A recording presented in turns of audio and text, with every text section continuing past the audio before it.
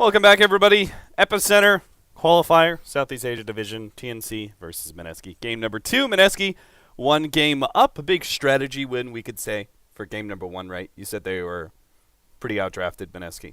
Yeah. So, maybe the draft will change things around a bit. I would like, by the way, if people gave us feedback through Twitter, your Dota capitalists, I'm Blitz_Dota. If you guys prefer for games like this, where they're like qualifier games, if we just explain things more rather than trying to go for hype. I personally think it's like a better way, but you know, if viewers don't like it, then it's more fun for the both of us, right? Because as you guys know, Veggies is going on, and Blitz is essentially teaching us a lot of high-level concepts when it comes to Dota. So we're going to try and explore that a little bit when it comes to these qualifier matches, because Blitz has learned a lot in his time at Liquid. It's actually pretty insane. Like, this whole world that I had like absolutely no idea about. I know. I remember you told me, you were like, when Crow was talking to me, it felt like... Yeah, I felt like I just wasted my life playing Dota, honestly. I was like, why did I do this? But now it's cool because now it's like opening up new pathways, and it doesn't feel like the game is like stagnant anymore. Yeah, for me, which is awesome. Before, oh man, that guy's crazy. Guys, you high-level captains. Oh yeah, March. Is that March and? Yeah, March and QO. Me and QO used to always have bets. Like, before the games we'd play, we'd be like, all right, if you feed solo first blood, that's a meal. I'm going to link it in chat so you guys know what we're talking about. Okay. So they take Bounty, which is like the hero right now. Everybody's picking it. I still can't get over that nobody's first to picking Earth Spirit. Just do it for dramatic effect, at least. No. Well, Mineski will ban it away from TNC now, but they already have the Oracle and Sven combo in their hands. I wonder why they... I guess they just like Oracle. Yeah, seems like it. My only implore, I implore TNC Pro Team to not run a single core Sven. The way that net worth is like distributed now, and with how kills work, if you lose that single core Sven, the game just ends. Like, no matter how far ahead you were, because the way that Sven works is, you get 20k net worth, then the next guy has like 10k. You're just like, oh, I'm Sven. Then you have an 8-second BKB and you die. Then you give it all away. Well, they at least have a pretty good hero to make sure he doesn't give it all away in the Oracle. And they're going to go with the same combination. Seems like TNC are just kind of daring Mineski. I mean, Sven and Draw Ranger, I would say, occupy kind of similar roles when it comes to their mid-game oriented pushing. Sven's probably a bit more farm-oriented. I think Sven is a bit better at battling. Yeah. Of course, as we saw the Dro last game, almost exclusively just push with his team when she had the advantage. And she was getting zoned out pretty hard in fights. But Sven is different. He can upfront for you. The difference is that Sven doesn't win you your lanes like Dro does. Right. Which it seems, from my time in C, what I remember is that it was really common to just go for the win your lanes into snowballing. Mm-hmm. It was nice to watch them, TNC though, recognize that they had to save that offlane tower. It's really good. Bounty Hunter is... I guess not. I was thinking, like, it's an appropriate response to Doom, right? Like, but no, it's actually not. If it was a Chen, maybe that'd be fine. But Doom's just going to be able to eat a creep, run and go gank, and he's just going to have a bigger impact on that lane, most likely. At this point, TNC just have to ensure their mid lane, right? Yeah. Because it's against Bounty Hunter OD.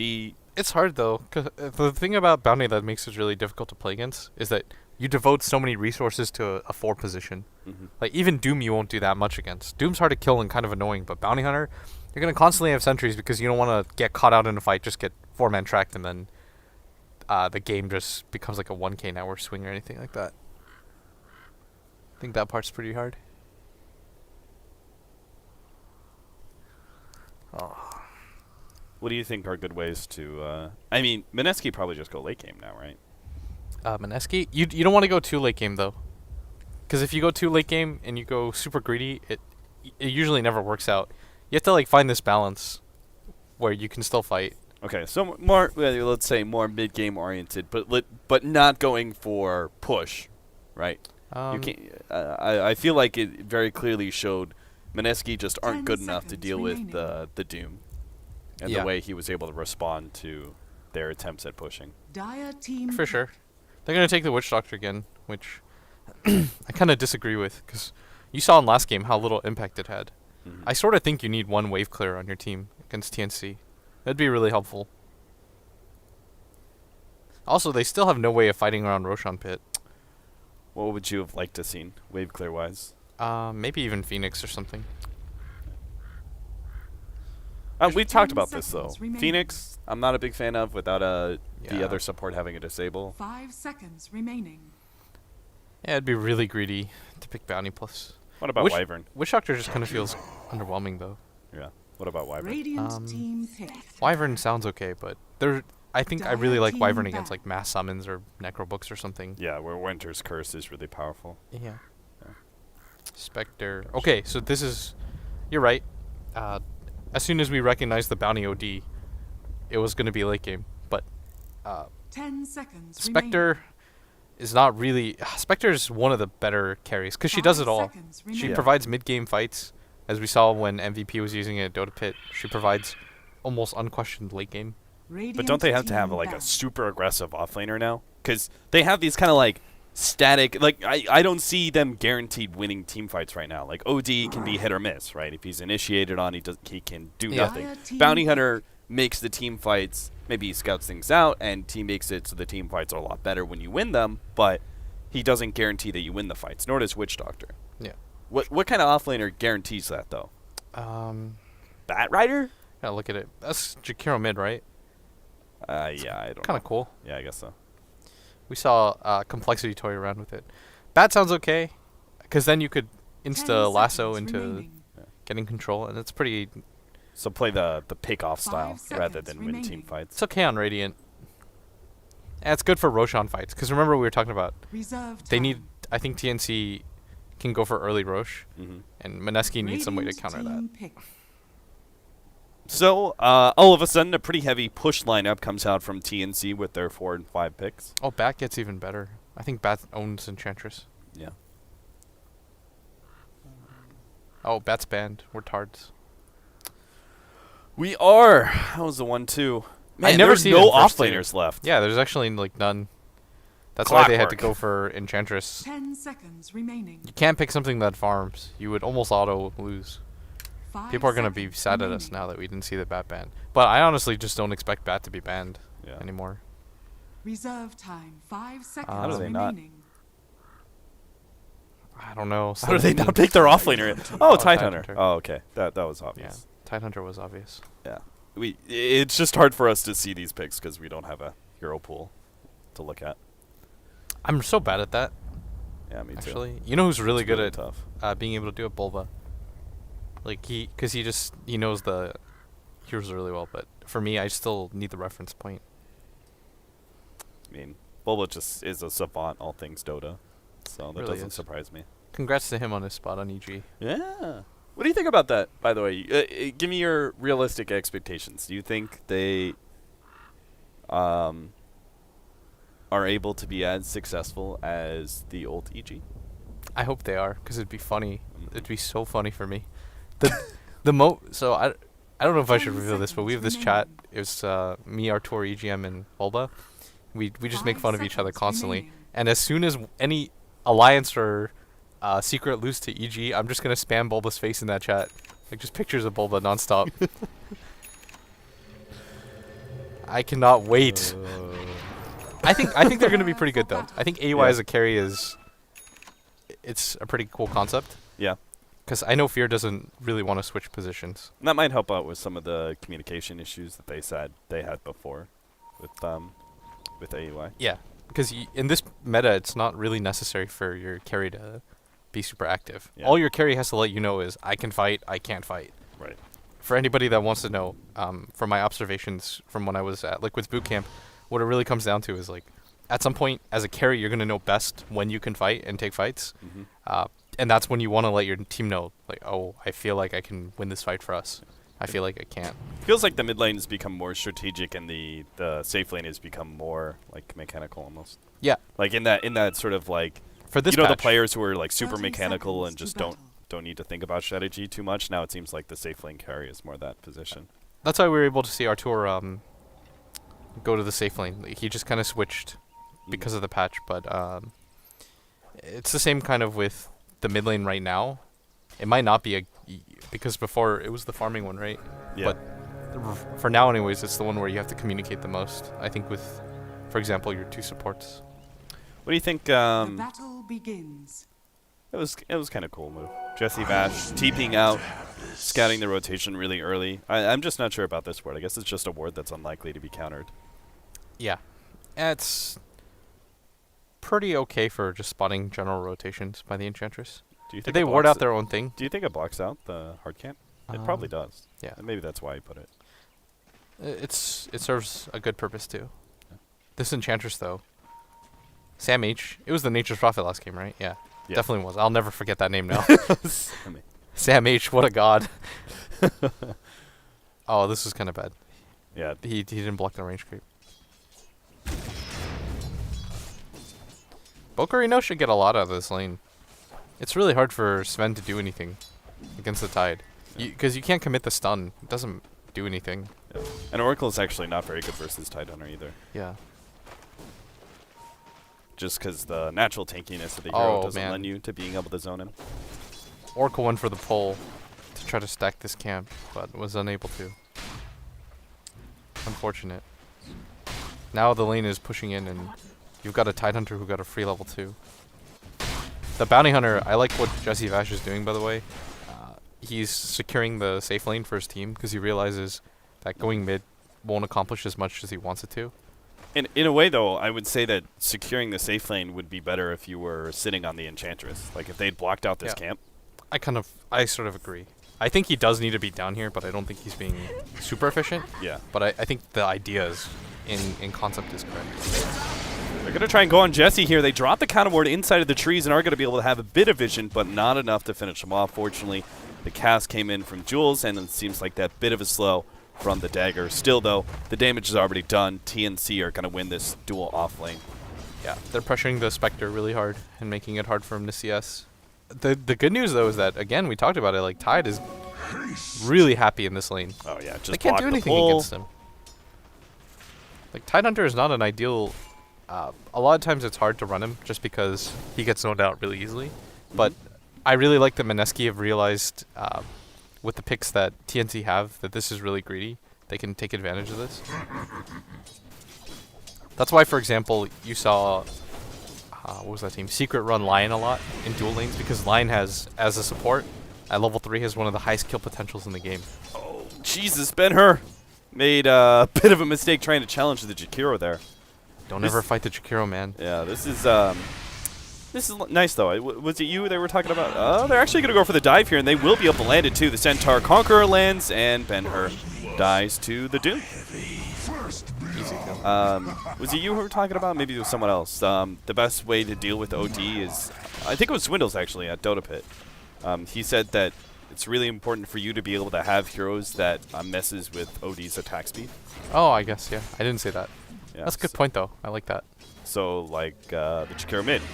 Appropriate response, right, with the liquid fire.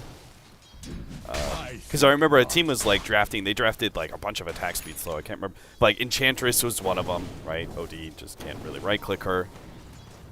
So, at least on the early time, before he gets BKB, he isn't that effective in team fights. It's a cool concept, too. I like that. Swindles, what a captain. It's really hard for Ben-Hur to trade hits, too, because Teehee's gone for boots first. So what he's doing is he's just kiting him around. Like, he's getting the hit off, then running back before Ben-Hur can get the exchange. Even worse, like, sometimes Ben-Hur does move forward and Teehee greets him with dual breath and liquid fire before he gets off a single right click. Yeah.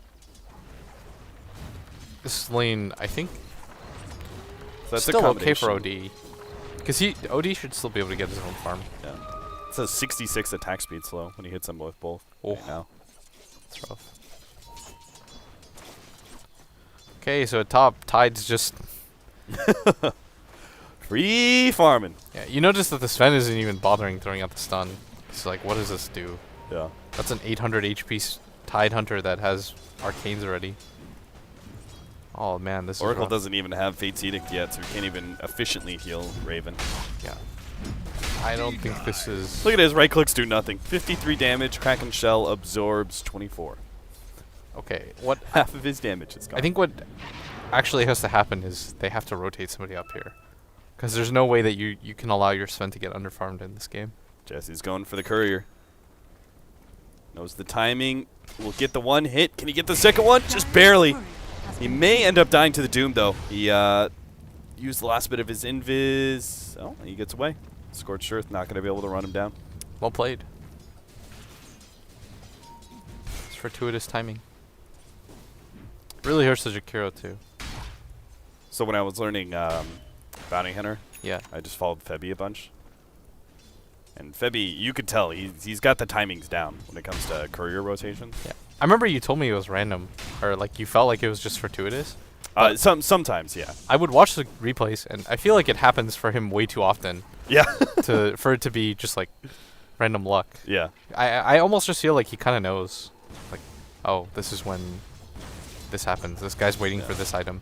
One thing I noticed is that when he sniped the courier, walking courier, he always rotated like preemptively, like right as the courier would respawn. Yeah. He always rotated into position, ready to intercept it again. What a guy. Oh, Oracle dead at the top lane. Okay, this got is- ravaged. you guys actually... Middle tower Come on, is under TNC, you attack. gotta do something about this dude.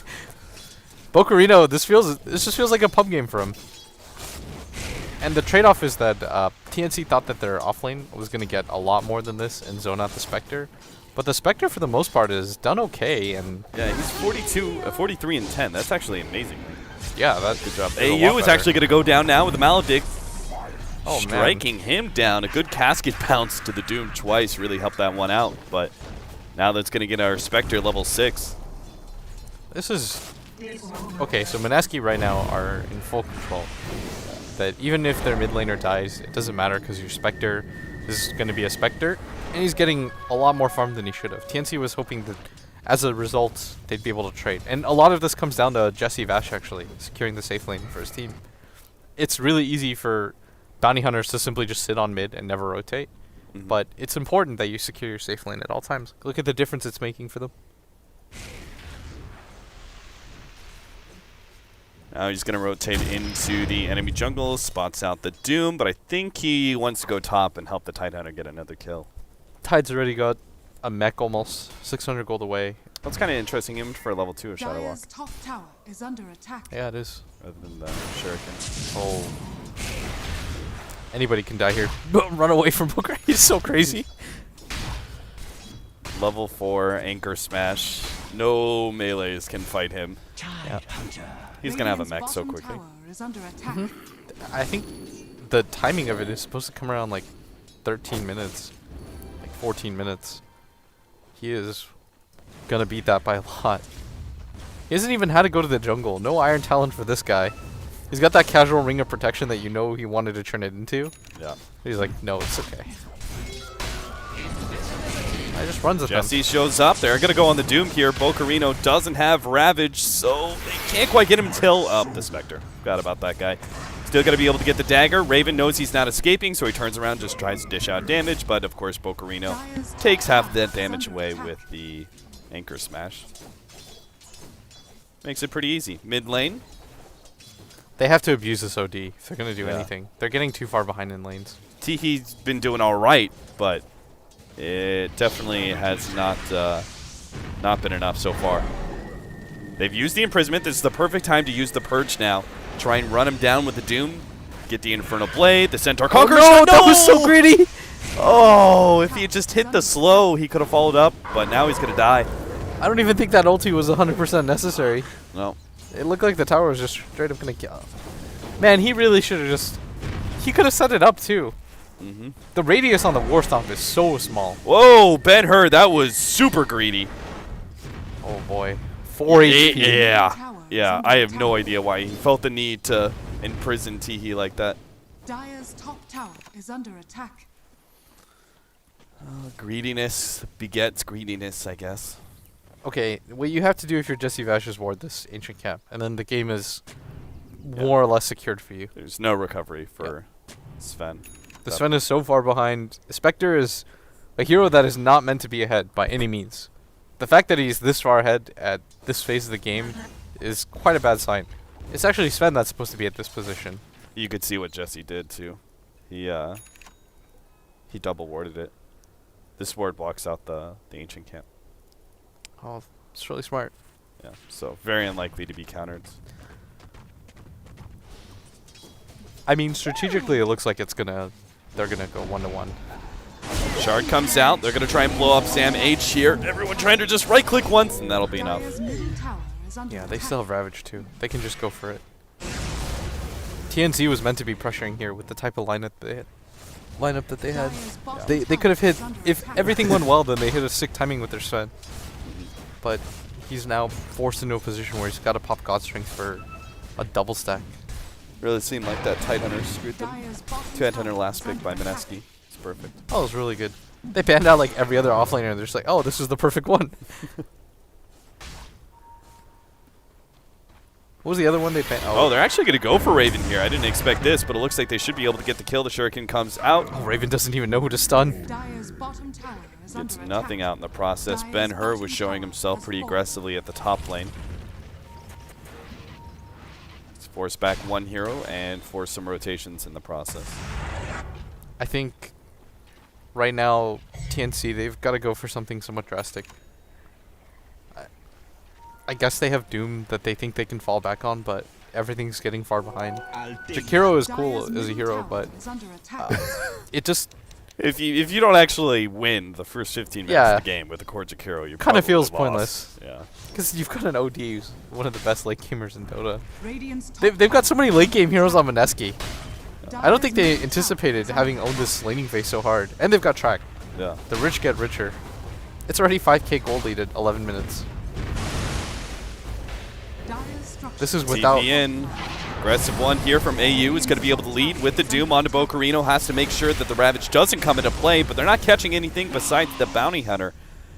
He is level 7, so he's actually worth a decent amount of experience comparatively for TNC, but still not enough to really turn this game around by any means. Yeah, they're gonna lose this mid tower anyways. The Dire's gold middle exchange is tower still pretty has good for been them because denied. of how far ahead Mineski were, but I think if you're Mineski, you just look for fights centered around the Ravage now that the Doom is gone. Doom and heroes like Disruptor, where the silence consistently pulses, and don't just like have a dot effect that can go away, is really good against Tidehunter. Rotations to top. Mineski, this is just a shooting gallery at this point. You're just able to run down whatever heroes they find, get track kills, set up opportunities for the Spectre eventually. You didn't have Haunt at that point, but can join in the next kill. I do like the value point of the Maledict, by the way, against Yeah. heroes that are hard to kill like the Enchantress and the Doom. I like it too. I think it's you still want to have maxed out Voodoo Restoration soon against the Doom because the sustain is just Dire's top tower completely is under offsets attack. Doom's damage. Yeah. But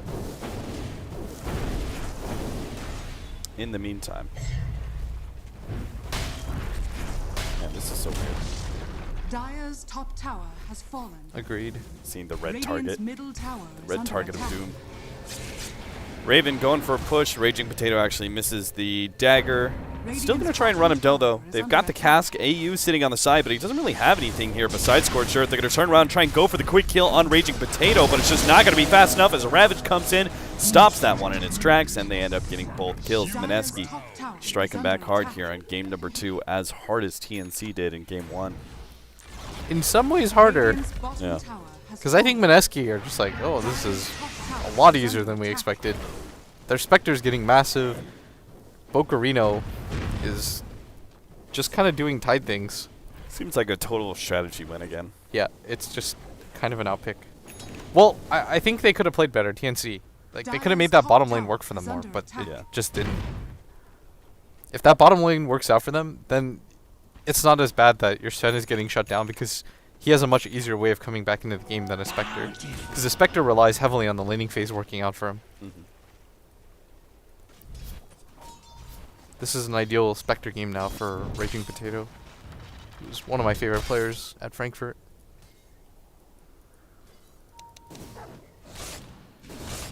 Doom's gone for the value bracer. At a certain point, don't you go just straight Radiance though on Spectre? No.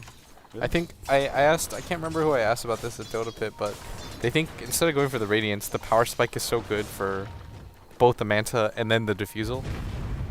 Like, you just deal a lot of damage, it's hard to fight into. I think Radiance, I'm starting to think it's still really good, of course, for what it gives you, but you gotta at least kill Jules. Run him down. This is such a big deep Oh, the dive. paralyzing cast is going to cause some serious issues. They're having their damage completely slowed down. They're not going to be able to do anything here. Doom just gets blown up by the OD. And TNC now going to get caught as well as Jesse the Vosh able to catch the Oracle, who pops the ultimate, doesn't have a TP, so he's just buying time at this point.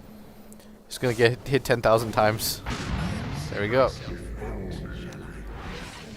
bo3 is gonna go back for his Blink Dagger, and I guess he could go for the Radiance. I don't think it really matters what he goes for though. He's so far ahead of the game right now. Yeah. He's already getting close to that coveted 10,000 net worth before 20 minutes. I guess I figured when you're ahead as a Spectre, I just thought you go Radiance, because once you get the Radiance, ensures that no matter what happens, you don't fall behind, right? 'Cause Yeah. you just farm a lot more efficiently. You can rip apart heroes though. Yeah. With this hero, you start to see kind of the weakness of Oracle. It just doesn't do anything when you're behind. The ultimate's kind of cool, but it delays the inevitable. Jesse knows there's a counter ward now. I would actually be okay with him getting Radiance. I think there's a good argument for either, but in all honesty, like as dour as it sounds, I think the game it doesn't rely on whatever item he goes anymore. It matters how TNC takes this next fight. Well, this is awkward. Bounty Hunter already scouted out some of this. And they're now going to go for a 5-man smoke through. They're not going to go the same direction as the Bounty Hunter, obviously. But is this an attempt at Roshan? Yeah, it is. I like this a lot better than going for a kill. Mineski know for a fact that they're in their jungle, or they think so. But if nothing happens to push in mid or bottom wave or deal with top, then Mineski should know about the Roshan. Dire's top tower is under attack. And they do. Yep. You're to start TPing in now. Roshan's already down to half health, though. I think they should still take this fight. YOLO for it. If you can get the concave, it'd be good. Yeah. God Strength is down. And they don't have their 2 big carry ultimates, but God Strength is down. Ravage is going to be able to land on 3, and Sven barely picks up the Aegis in time as Ben-Hur comes in. Is going to fight it out with Tihu. Managed to get the save there from the Oracle. He should be able to kill Ben-Hur rather easily, but can they deal with the rest of Mineski? We're still fighting strong. TP out, not going to be successful for the Jakiro, but they managed to keep the Aegis still intact. Looks like they're going to lose AU next as he's being caught by bo3. Bouncing Shuriken. They gonna go for it? Yeah, they are. 100% gonna kill him twice. They've got nothing left. So that'll be the Aegis down now. Any advantage gained is completely gone, and TNC are being run into their tier 4s. The walk away. The Walk away, and Raven is gonna go down a second time as well, it seems. Yeah, he doesn't even bother filling out the stun. Kinda just realizes. A wipe ×2. Sam H. Dire's middle tower is Again, under attack. fearlessly TPing into the enemy, but this time around. The upsetting part for TNC is they didn't even get the gold for the Roshan hit. Oh, did they not? Yeah, it Dire's was middle tower snatched. is under attack. Damn. Mineski take that fight just because they have a good concave around the title T, and they want to make sure. The strength of Aegis in a game like this is for the ability to go for the push behind your really tanky hero, and hope that Mineski don't want to challenge that. Because a lot of things can happen in a fight like that, but when you're able to just isolate out and make the Aegis useless by killing everybody else on the team first, without the frontliner being able to frontline, it becomes nearly useless. It's a shame they don't have very much magic damage to go off of this Jakiro. I think it was a cool concept, but it helped the laning phase. I mean, both these teams, we can tell laning phase is very important for them. And it didn't even slow down the OD that much. No, not really. He was actually up in CS by, I think, 8 minutes or something. Yeah, he was... At the time he died, the OD was still up 14-11. Can they catch the Spectre? No. No, they can't. It's a pretty quick answer. There's the Radiance. Radiance now complete. Back to base. He's got the ultimate if Mineski want to try and make something happen. Radiant structures Yeah, are the top fortified. tower should be going down unless they start rotating people on top of the tower. He's going to go for the deny. Radiant's Adding top insult to tower has injury. been denied. Spectre ults. They're going to try and go for AU here. They have more than enough damage with the help of the Gush. And they'll also catch Raven. Godlike double kill for Raging Potato. He hasn't died once. They no longer have a way to burst them down either. If you look at TNC's draft, they don't have any catch. Dire's middle tower They... has been Wow, denied. they really don't have any initiation. Doom doesn't even have a Blink Dagger. Alright, this is how you know this man's poor. He's going back for the fully completed magic wand. The old 20-minute wand. Alright, they've seen Ben-Hur, I think, with that counter ward. Courier up. Please kill Ben-Hur at least. His entire team showing a top. This is like Dire's maximum top disrespect. tower is under His attack. entire team showing a top and he's like trying to snipe couriers behind them.